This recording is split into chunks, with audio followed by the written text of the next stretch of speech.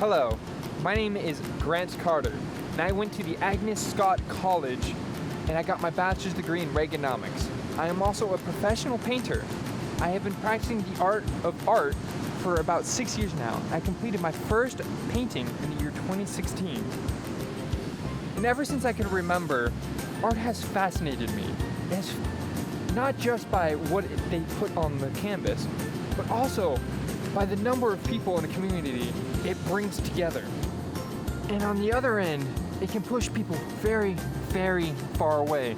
In the case of my family, which today I will be showing you some techniques I learned on my journey. Today for this project, I'll be bringing a very well-requested project.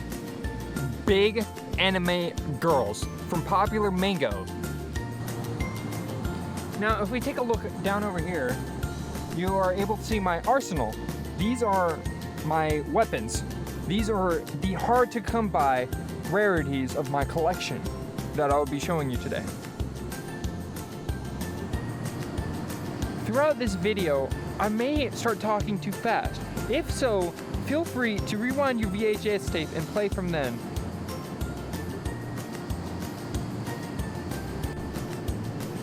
So to start off this project, I am going to... Hi, welcome back. Sorry for the interruption. Now, back to where I left off. We're going to be looking at my arsenal, my weapons, my ammunition. Now, one thing to keep in mind is always store your brush in a heated environment. It helps remove the moisture. Now, another thing about my collection here is it's very valuable to me. My dad taught me how to hide in a very, very good spot. My dad taught me how to hide a lot of things in very, very good spots. So let's begin. Now I'll be painting on a 78 by 48 canvas. Now we're going to start by drawing an oval for that.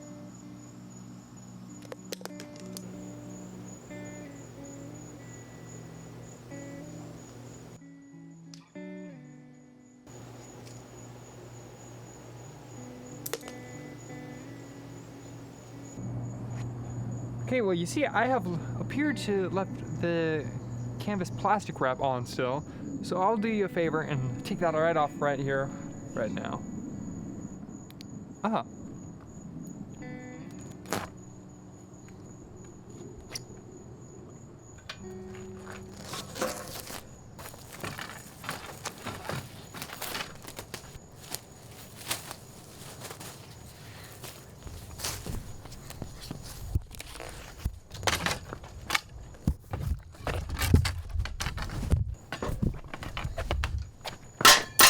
To start off, I'll be using this 35mm brush.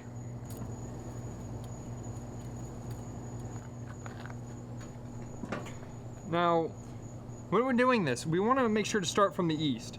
Alright, and then we're going to go west at a 45-degree angle. A quick factoid for the audience. Anime, believe it or not, dates all the way back to 200 BC when Japanese colonists first discovered cave drawings in the northern hemisphere. Balance, emphasis. Balance, as we all know, is a distribution of what we know as visual weight. And when we combine that with emphasis, we get what we all know now as the pandemonium effect, which I will be showing you here shortly. When drawing the clavicle to the humerus, a good rule of thumb is not to spoil it too fast. You need to keep it just right, just like that.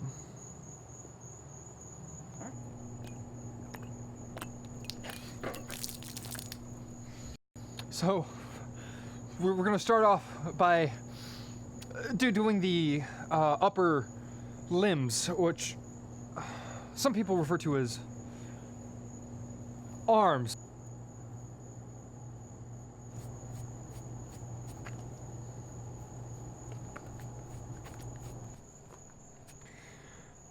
So now that we successfully created the upper torso of our anime character, and that she is aligned with the cardinal axis, we can start with the third step, which is the bottom half of the limbs, which is known as... We'll be drawing the pelvis region in the south quadrant of our canvas. The pelvis uses the Charles effect. Not many of you know this. Charles was a Latin bishop in the late 1900s who created the original acetabulum ligament, which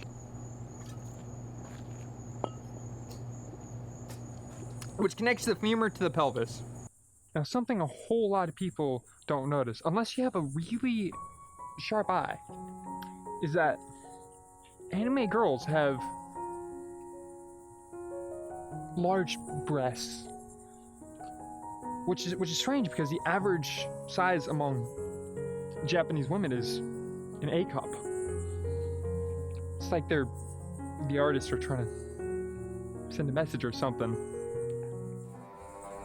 Now we'll be moving to a 762 by 39 caliber brush. Alright, so to form the body section as geometric as the legs or breasts, you have to use the equation y equals mx plus b. This equation is used to calculate the slope of the parabol. Now when calculating her slope, you want to keep the point slope formula in mind. A simpler way of doing this is taking the derivative of Avogadro's number, 6.02 times 10 to the 23rd. Now that is guaranteed results for a good slope.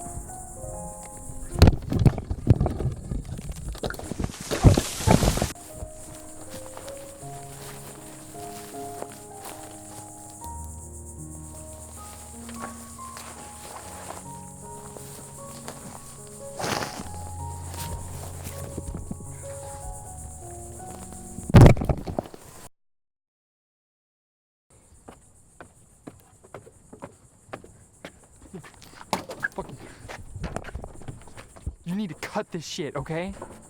Okay? I'm had it up to here with this, okay? Do you want to eat tonight?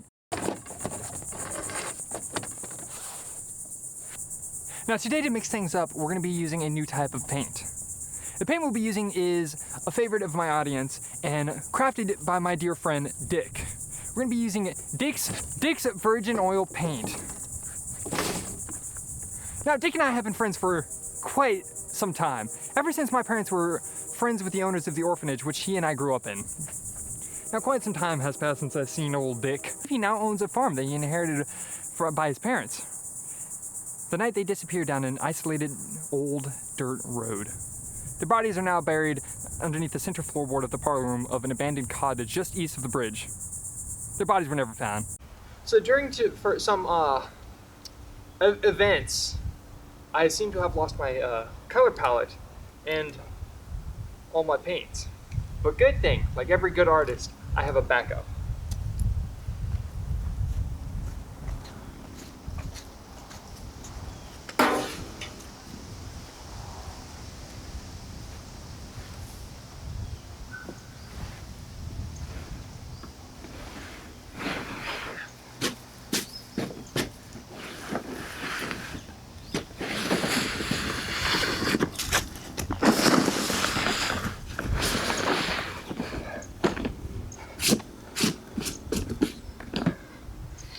So, the next thing we're going to work on is just finishing up all the little details left.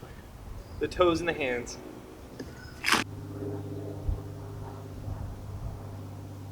Okay, so we're going to start using the canvas here as our color palette, which is a secret not a lot of people know to do.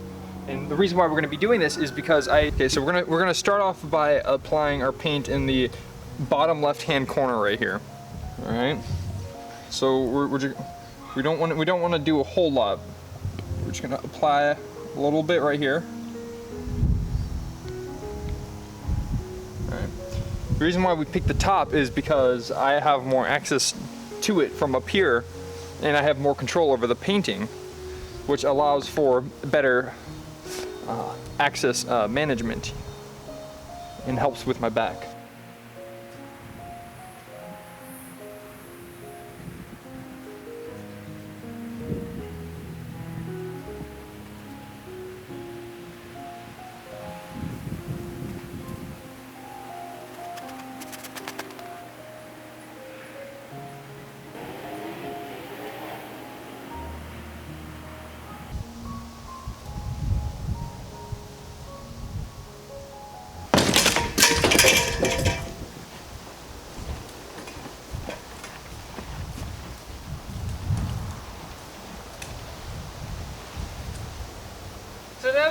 finished all the details of the painting, we can move on to the final step of this main process, which is the coloring process.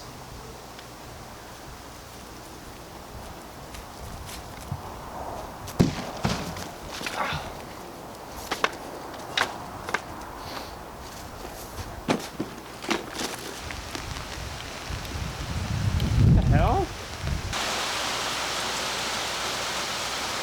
Did it really just start raining?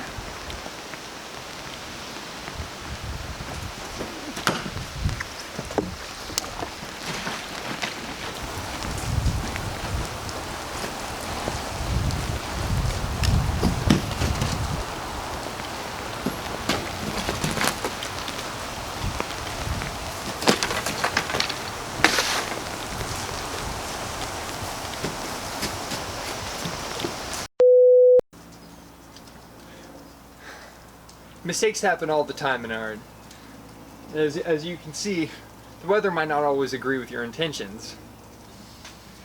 But it's up to the true artist to overcome and adapt to their environment and rise above the situation they're given. So let's hop right back on that high horse. Let's finish this painting.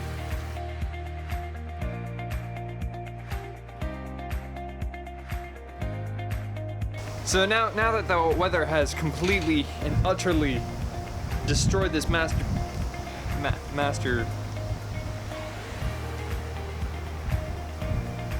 this